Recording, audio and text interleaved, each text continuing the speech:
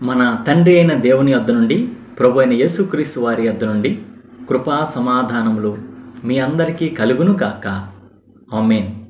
జనవరి నెల 4వ తారీఖు కొరకై ఏర్పాటు చేయబడిన ఎడారిలో సెలయేర్లు అనుదిన ధ్యాన భాగమును చదువుచున్నాను. వాక్య భాగము: యేసు, నీవు వెళ్ళుము, నీ కుమారుడు బ్రతికి ఉన్నాడని అతనితో చెప్పగా, ఆ మనుషుడు యేసు తనతో చెప్పిన మాట నమ్మి వెళ్ళిపోయెను. పరిశుద్ధుడైన యోహాను రాసిన సువార్త 4వ అధ్యాయము 50వ వచనము. మరి ఒక వాక్య భాగము: ప్రార్థన చేయనప్పుడు మీరు అడుగుచున్న వాటి నెలను పొంది ఉన్నామని నమ్ముడి. పరిశుద్ధుడైన మార్కు రాసిన సువార్త 11వ అధ్యాయము 24వ వచనము. ధ్యాన భాగమును చదువుచున్నాను. ఏదైనా విషయాన్ని ఖచ్చితంగా ప్రార్థన చేయవలసి వచ్చినప్పుడు దేవుడి మీద నమ్మకం కుదిరేదాకా ప్రార్థించాలి. జవాబు ఇచ్చినందుకు దేవునికి హృదయపూర్వకంగా కృతజ్ఞతలు చెప్పగలిగేంత వరకు ప్రార్థించాలి. జవాబు ఇంకా ప్రత్యక్షం కాకపోతే అది అవుతుందా లేదా అన్న అపనమ్మకం నీలో ఉన్నట్టుగా ప్రార్థించకూడదు. ఇది జరిగేలా లేదు, జరిగేలా చెయ్యి ప్రభువా అని ప్రార్థించకూడదన్నమాట. అలాంటి ప్రార్థన ఏమీ సహాయం చేయదు, సరికదా? అడ్డుబండ అయి కూర్చుంటుంది. ఇలాంటి ప్రార్థన నువ్వు చేసినప్పుడు నీకు ఉన్న కాస్తో కోస్తో విశ్వాసం కూడా పూర్తిగా తుడిచిపెట్టుకుపోతుంది. ఇలాంటి ప్రార్థన చెయ్యాలి అనే ప్రేరేపణ ఖచ్చితంగా సైతాను నుండి వచ్చినదే. అవసరమైన విషయాన్ని మరోసారి దేవుని ఎదుట విజ్ఞప్తి చేయడంలో తప్పులేదు. అయితే ఆ ప్రార్థనలో విశ్వాసం ఉట్టిపడుతూ ఉండాలి. విశ్వాసం ఆవిరైపోయేదాకా ప్రార్థించవద్దు. జవాబు కోసం కనిపెడుతున్నాను, నీ మీద నమ్మకంతో ఉన్నాను, నీ నుండి రాబోతున్న ఆ జవాబు కొరకు వందనాలు అంటూ ప్రార్థించాలి. జవాబు వస్తుందని తెలిసి దానికోసం స్తోత్రాలు చెల్లించడం కన్నా గట్టి విశ్వాసం వేరే లేదు. విశ్వాసాన్ని తుడిచిపెట్టే దీర్ఘ ప్రార్థనలు దేవుని వాగ్దానాలను తృణీకరించడమే కాక మన హృదయాలలో అవును అంటూ మెల్లగా వినిపించే ఆయన స్వరాన్ని కూడా నొక్కేస్తాయి. ఇలాంటి ప్రార్థనలు హృదయంలోని అల్లకల్లోలాన్ని తెలియజేస్తాయి. అల్లకల్లోలానికి కారణం జవాబు రాదన్న అపనమ్మకమే. విశ్వాసులమైన మనము, విశ్వాసము ఉన్న మనము ఆ విశ్రాంతిలో ప్రవేశించుచున్నాము. హెబ్రీ 4:3. విశ్వాసాన్ని ఇంకిపోజేసే ప్రార్థన ఎలా వస్తుందంటే, దేవుని వాగ్దానం గురించి పట్టించుకోకుండా మనం అడిగిన విషయం ఎంత అసాధ్యమైనదో అన్న దాని మీద మనసు లగ్నం చేసినప్పుడు వస్తుంది. అబ్రహాము తన శరీరము మృతతుల్యమైనట్టు భావించెను గాని అవిశ్వాసము వలన దేవుని వాగ్దానము గూర్చి సందేహింపక. రోమా 4:19-20. విశ్వాసాన్ని వాడిపోయేలా చేసే ప్రార్థనలు మనం చేయకుండా ఉండేలా జాగ్రత్త పడదాం.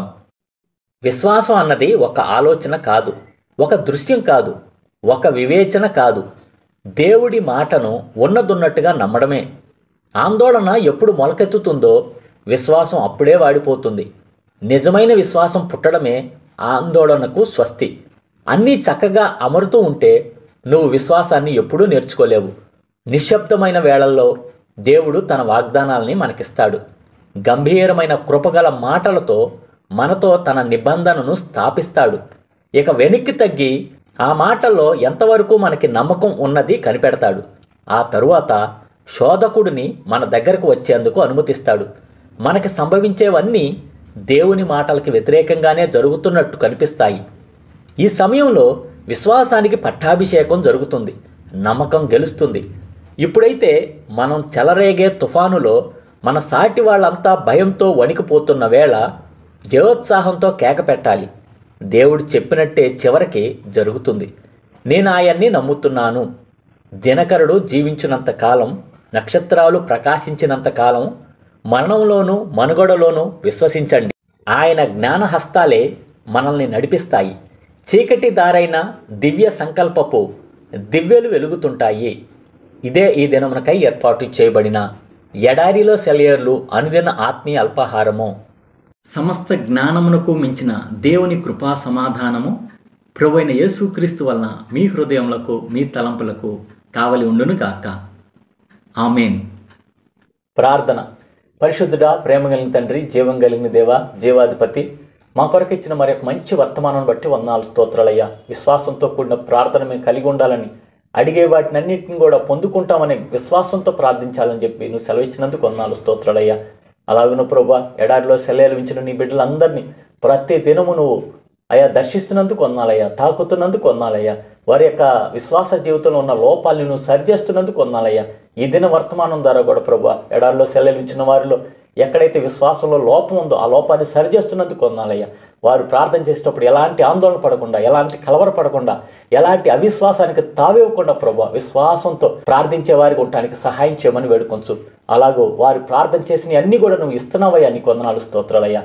అలాంటి విశ్వాసంలో వాళ్ళు నడిపించబడటానికి సహాయం చేయమని అలాగున ప్రభా ఈ దినం ఉన్న తండ్రి నీ బిడ్డలు చేస్తున్న ప్రతి ఒక్క పనిలో, ప్రయత్నాల్లో, ప్రయాణాల్లో మీరే తోడుగా ఉండమని వేడుకొంచున్నాం తండ్రి. అలాగనే ఈ దినం ఉన్న తండ్రి మరి ముఖ్యంగా అనాథల గురించి ప్రార్థన చేస్తున్నాం ప్రభు, దిక్కులేని వారి గురించి ప్రార్థన చేస్తున్నాం అయ్యా. కనికరం చూపించి, కృప చూపించి అయ్యా, ఈ యొక్క చలికాలంలో ఎంతోమంది ప్రభు చలితో బాధపడుతున్నారు ప్రభు అయ్యా, వారికి కావలసిన నీ కృప, కాపుదల, భద్రత దయచేయమని వేడుకొంచున్నాం తండ్రి.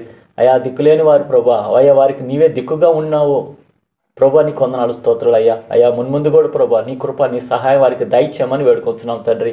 ఇంకంతేకాకుండా తండ్రి వివాహం కాని వారి గురించి ప్రార్థన చేస్తున్నాం ప్రభా, వారికి మంచి భాగస్వాములను దయచేయమని వేడుకొంచున్నాం తండ్రి. వివాహం అయ్యి గర్భఫలం లేని వారికి గర్భఫలం దయచేయమని వేడుకొంచున్నాం తండ్రి. అలాగున వృద్ధుల గురించి ప్రార్థన చేస్తున్నాం తండ్రి. ఈ వృద్ధాప్యము శాపంగా అనుకోకుండా ప్రభా వారు ఈ వృద్ధాప్యంలో మొబవేసేటట్లుగా ప్రభా నీ వైపు చూచి నూతన బలం పొందుకోవడానికి సహాయం చేయమని వేడుకొంచున్నాం తండ్రి. అలాగున్న తండ్రి భార్య లేని వారిని బట్టి ప్రార్థన చేస్తున్నాం తండ్రి. వారికి కూడా నీ కృప, ఆదరణ దయచేయండి అయ్యా.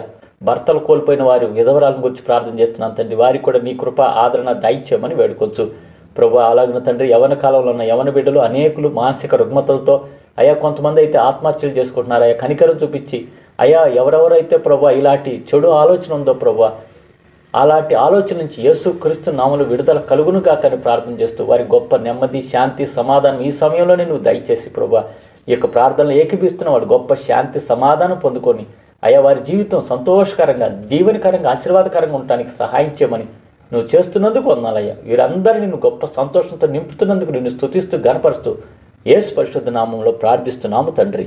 ఆమేన్. మన తండ్రి అయిన దేవుని యొక్క ప్రేమ, ప్రభువైన యేసుక్రీస్తు వారి కృప, పరిశుద్ధాత్మ యొక్క అన్యోన్య సహవాసం సదా మీ అందరికీ తోడై ఉండును గాక. ఆమేన్.